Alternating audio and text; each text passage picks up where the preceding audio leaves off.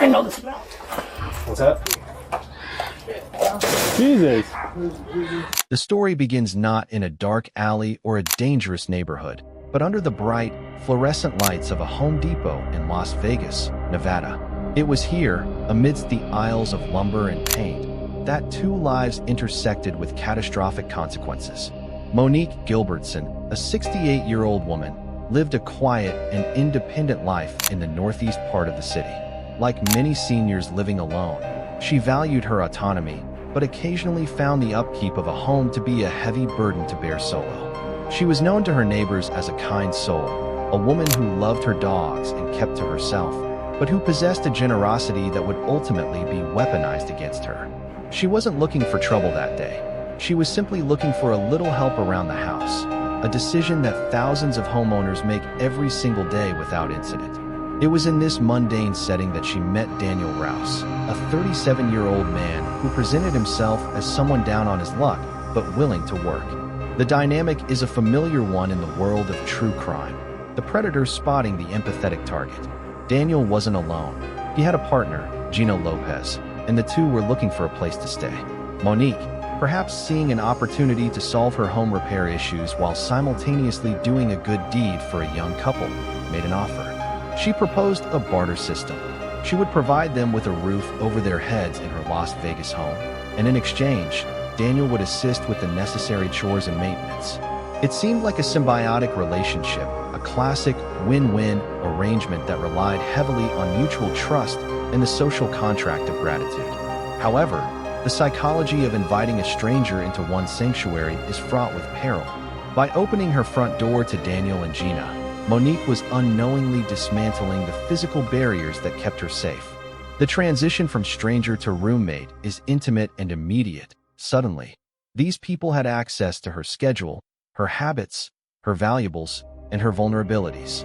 For a short time, the arrangement may have appeared to work, masking the dark intentions or the chaotic lifestyle of her new tenants.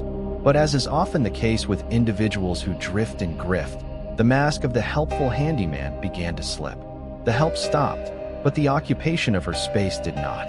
The sanctuary of her home was slowly being converted into a cage, though Monique likely didn't realize the severity of the danger until it was far too late to simply ask them to leave. The tragedy of this case lies in the exploitation of benevolence.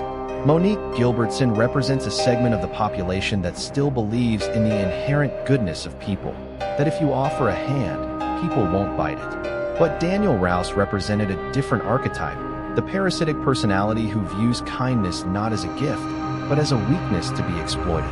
As the weeks turned into months, the power dynamic within the walls of the Northeast Las Vegas home began to shift. The homeowner was becoming a guest in her own life, pushed to the margins by the very people she had saved from homelessness. The foundation was being laid for a confrontation that would not end with an eviction notice, but with a total erasure of the homeowner's existence. As we move toward the fall of 2024, the silence radiating from Monique's house became deafening. The neighbors, accustomed to seeing her and her beloved dogs, noticed a shift in the pattern of life on the block. The friendly wave stopped. The dogs were unseen.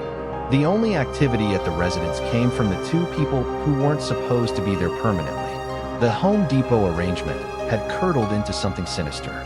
Monique had vanished from the eyes of the world, leaving behind only her car, her pets, and a house that now held a terrifying secret. The stage was set for law enforcement to uncover a nightmare that had been hiding in plain sight, behind the stucco walls of a quiet suburban street. By late October and early November 2024, the situation inside Monique's home had deteriorated from a failed roommate arrangement into a full-blown hostile occupation. According to later police reports and statements from those who knew the victim, Monique had grown increasingly suspicious and uncomfortable with her guests. The specific grievances were telling. She suspected Daniel and Gina of stealing from her, a violation that shatters the trust required for cohabitation. Furthermore, the condition of the house had plummeted. Arguments over hygiene and cleanliness became frequent, signaling a complete lack of respect from the tenants toward the homeowner. Monique had reportedly reached her breaking point and had asked the couple to leave. In the mind of a normal person, this is where the story ends. The tenants pack their bags and move on. But for Daniel Rous, this request likely triggered a desperate and violent contingency plan. The timeline of Monique's disappearance is marked by a chilling abruptness. Her friends, who were used to regular contact with her, suddenly found themselves speaking to a void. One friend noted that Monique communicated with the front office of her community up to 3 times a day. She was a woman of routine and social connection. When that communication line went dead on October 22nd, alarm bells should have rung immediately. But as often happens, people hoped for the best. They assumed she was busy, or perhaps dealing with a personal matter. But the silence stretched from days into weeks. The most glaring red flag, however, was not just her silence, but the presence of her most prized companions, her dogs. Monique was known to be inseparable from her pets. In the world of missing persons investigations, the pet anchor is a crucial piece of deductive reasoning. If a person leaves town voluntarily, they either take their pets or make explicit, verifiable arrangements for their care. They do not simply vanish and leave their animals to fend for themselves with unwanted house guests. Yet, the dogs remained at the house, guarded by Daniel.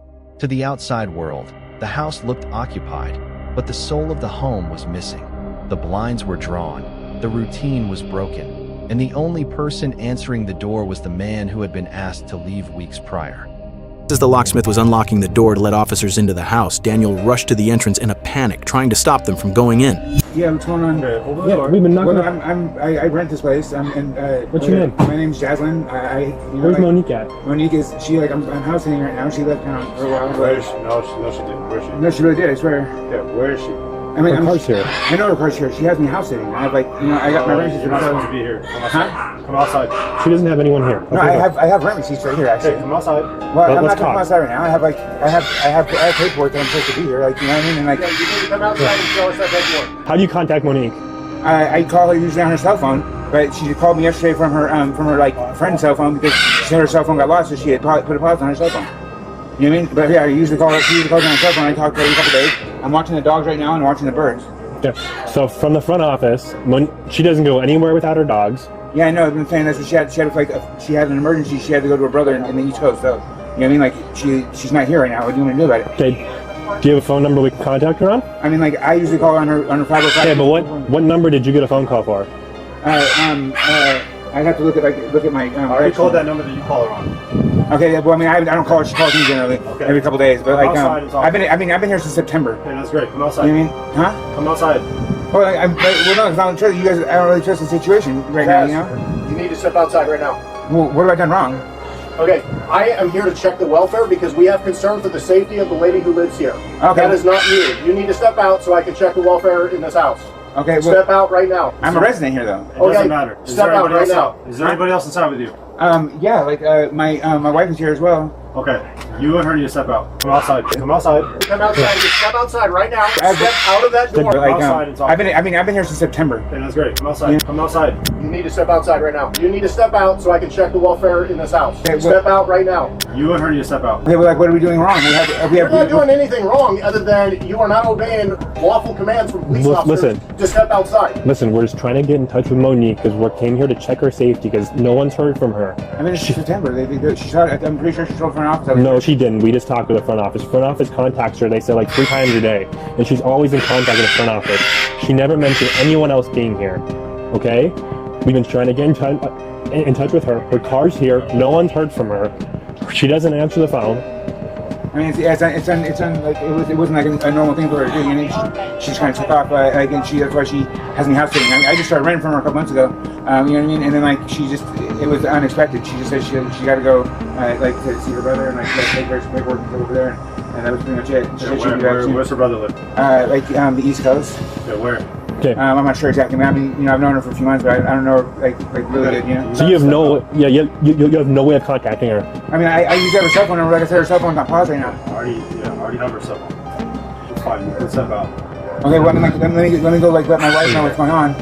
All the security people here, the front office, the HOA, none of them has any record of you being here. All they know is... Because I'm 155. Okay, listen. All they know is Monique is always here, always in contact with the front office. Contacts them like 3 times a day, they said. They haven't heard from her since the 22nd. Her car's sitting out front. It's got some like a dude's hat and some rope in it. And she never leaves without her dogs, according to the front office. She's like, I'm house sitting and everything for her now. Okay, so if that's the case, then why won't you let us in to make sure she's not here? I mean, you can come, yeah, but here's the thing, like, I mean, like, I don't want you guys trying to do anything to me. No, I want to go inside so I can confirm Monique's whereabouts. Okay, I mean, like, can I just tell my wife that you guys are gonna come in and that's it? Like, so I can... You can call her out with you. Both of you need to step outside. Okay, I mean, like, you can come in and see, like, that is fine. Call your wife. Step outside. All we're doing is checking the welfare of Monique. Call your wife, like, hey, come out right now. Okay. You guys step outside, and then I'm gonna have a couple officers come inside to clear it, okay? Call her from right there. Well, how come we have to stay outside? Call her out. Call her out from right there. Okay, well, give me 1 second. Just call her out. Hey, give me a second, please. Hey, babe. Yeah. She was in the shower last time I checked. Can you go check on her real quick? Call her out. I just tried to call her. She did, like, No, you didn't. You call louder. You barely said anything. You're trying to think we're gonna jam you up here. That is not our intention. Our only intention is to confirm her whereabouts. If we cannot confirm them, and I confirm that she's not here, I'll leave you guys alone. But can you guys please step outside so I can go through the residence and make sure she's not here? Okay, well, just in case you guys, like, change up your stuff, can I at least go get my purse? And, like, in just in case you guys, like, change up on me. We're not changing anything up. We We're not have legal reason to come inside to check up welfare, and that is it. Listen to me, okay? Listen to what I say. We're here to make sure she's okay.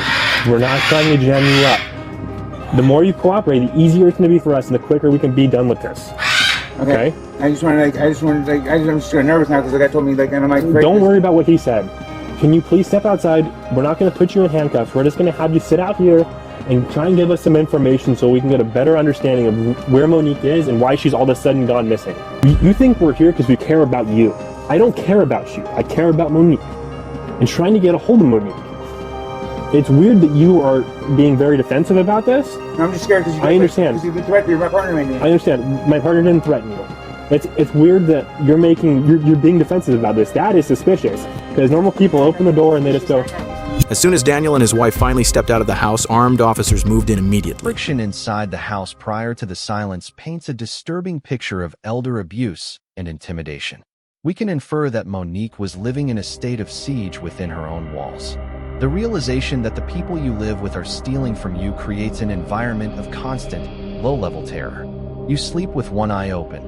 You lock your bedroom door. You count your valuables. It is a psychological torture that wears down the victim's resolve. Daniel Rous and Gina Lopez, by refusing to leave and degrading the living conditions, were engaging in a form of psychological warfare. They were asserting dominance over the territory, betting on the fact that Monique's polite nature would prevent her from physically forcing them out. Eventually, the concern from the outside world overpowered the silence from within. A friend, unable to reach Monique for over 2 weeks and knowing in her gut that something was wrong, made the call that would end the stalemate. She contacted the Las Vegas Metropolitan Police Department to request a welfare check. This is a routine police procedure, often resulting in nothing more than a misunderstanding. But in this case, the friend's intuition was razor sharp. She knew Monique hadn't just left town. She knew Monique wouldn't abandon her life without a word. That phone call set into motion a collision course between law enforcement and Daniel Rous, who was currently squatting in a house that belonged to a ghost. On November 7th, 2024, officers arrived at the residence in northeast Las Vegas. The atmosphere on the Bodycam footage is tense from the very first moment. As they approached the door, the physical evidence of Monique's presence was undeniable. Her car was parked in the driveway. This single visual cue contradicted any story that she had gone on a long trip. If she had traveled to the East Coast, as would later be claimed, how did she get there? Why was her primary mode of transport collecting dust? The officers, trained to notice inconsistencies, likely clocked this detail before they even knocked on the door. They were there to find Monique, but they were greeted by Daniel Rous, a man whose frantic energy immediately signaled deception. From the second Daniel opened the door, or rather, refused to fully open it, he began a performance of obstruction. The bodycam footage captures a masterclass in deflection. Daniel didn't act like a concerned house sitter. He acted like a man guarding a fortress. He stood in the threshold, using his body as a physical barrier between the police and the interior of the home. When asked about Monique, he launched into a convoluted narrative. She's on the East Coast, he claimed. She's visiting her brother. He tried to sell the story that she had left him in charge, citing paperwork and rent receipts that he supposedly had inside. Yet he refused to step outside to show them, and he refused to let the officers inside to see them. The dialogue captured on camera reveals the officers' growing suspicion. They dismantled his lies in real time. When Daniel claimed Monique was fine, the officers countered with the fact that her friends and the front office hadn't heard from her. When he claimed she was away, they pointed to her car and her dog. Daniel's responses were stammered and nonsensical. He talked about her phone being paused or lost, claiming she called him from a friend's phone, but he couldn't provide the number. He was spiraling, throwing out chaff to confuse the officer's radar. He even tried to use his wife, Gina, as a distraction, checking on her in the back room, stalling for time. It was the behavior of a man who knows that the moment the police cross the threshold, his life is over. The tension escalated when the officers issued lawful commands for Daniel to step out of the house. He refused repeatedly, arguing about his rights, claiming he lived there, and feigning ignorance about why the police were being so aggressive. "I don't trust the situation," he said, projecting his own untrustworthiness onto the officers. This is a common tactic among guilty suspects. Flip the script and act like the victim of harassment. But the Las Vegas police officers remained professional and persistent. They recognized the circular logic and the stalling tactics for what they were: fear. They knew that an innocent house sitter says, "Oh my God, I haven't heard from her either. Please come in and check." They do not barricade the door and debate the definition of residency. Finally, the stalemate broke. The officers, utilizing their authority to conduct a welfare check based on credible fear for the homeowner's safety, maneuvered Daniel and Gina out of the house. The moment Daniel stepped onto the porch, the dynamic shifted. He was no longer the gatekeeper. He was now a detainee. The officers moved quickly to secure the couple, not yet arresting them for murder, but detaining them to clear the residence. As Daniel sat on the curb, the camera captured his nervousness. He knew what was inside. He knew that the barrier he had maintained for weeks had just fallen. The officers turned their backs to him and faced the open, dark doorway of the home, preparing to enter a space that had been sealed off from the world for too long. Entering the home, the officers were immediately assaulted by the sensory reality of the situation. The Bodycam audio picks up the visceral reactions of the police. "This place is gross," one officer muttered. "Jesus." The smell was the first indicator that something was terribly wrong. It was a mixture of rotting food, unwashed bodies, and the distinct, cloying odor of decomposition that every seasoned officer recognizes instantly. It's right here.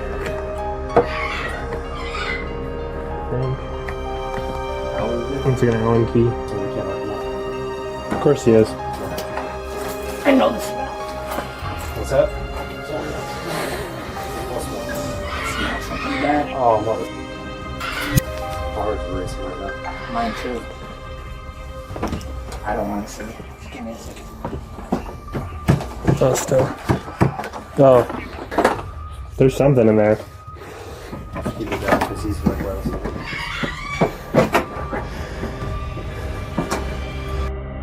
The house was in total disarray, a hoarding situation in the making. Trash littered the floors, personal items were scattered haphazardly, and the hygiene issues Monique had complained about were now on full display.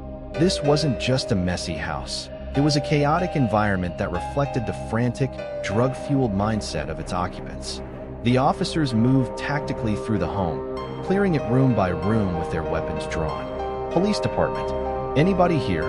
they called out, their voices echoing in the cluttered hallways. They checked the bedrooms, the bathrooms, the closets. Every empty room increased the dread. If Monique wasn't on the East Coast, and she wasn't sitting in her living room, there were very few places left she could be. The search was methodical, stripping away the hope of finding her alive with every step they took deeper into the house. The visual storytelling of the Bodycam footage shows a home that had been hijacked. Monique's personal touches were buried under the filth of the squatters. Then, they reached the kitchen area. In the midst of the mess, one object stood out: a large chest freezer. It wasn't just sitting there, it had been tampered with. It was strapped shut or locked in a way that required a tool to open. In the context of a missing person investigation, a locked freezer is a neon sign screaming evidence. The officers stopped. The casual search ended, and the crime scene investigation began. They called for a locksmith who was already on scene, likely called to gain entry to the house initially. The tension in the room spiked. They knew what they were likely to find, but the human mind always hopes it is wrong. Outside, Daniel's behavior shifted from nervous deflection to sheer panic. He could hear what was happening inside. When he realized they were focusing on the freezer, he began to shout. He screamed that they had no right to open it, that it was private property.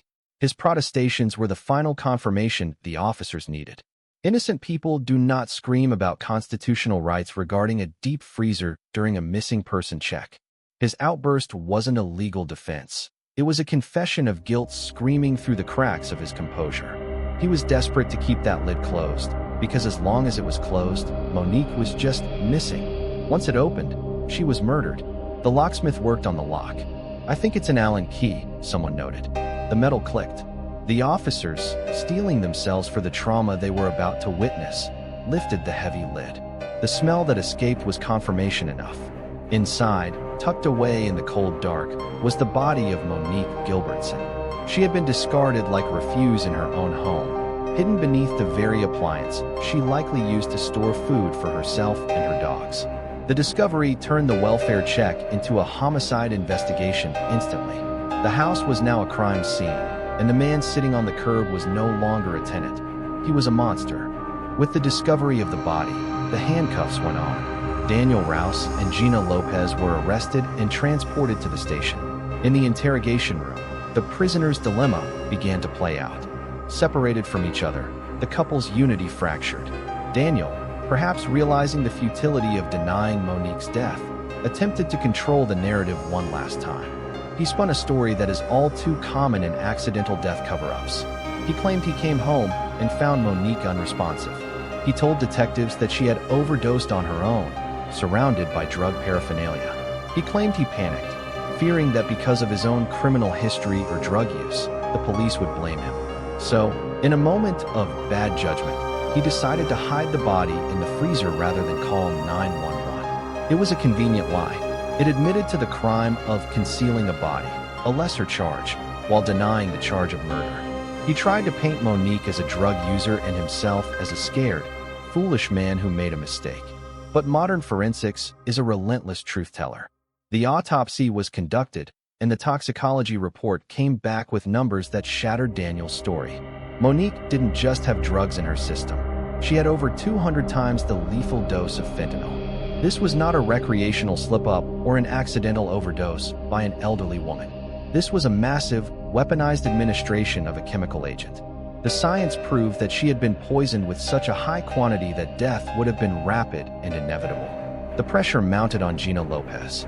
Faced with the reality of a murder charge and the forensic evidence piling up, she turned on Daniel. She provided the police with the missing pieces of the puzzle, the motive.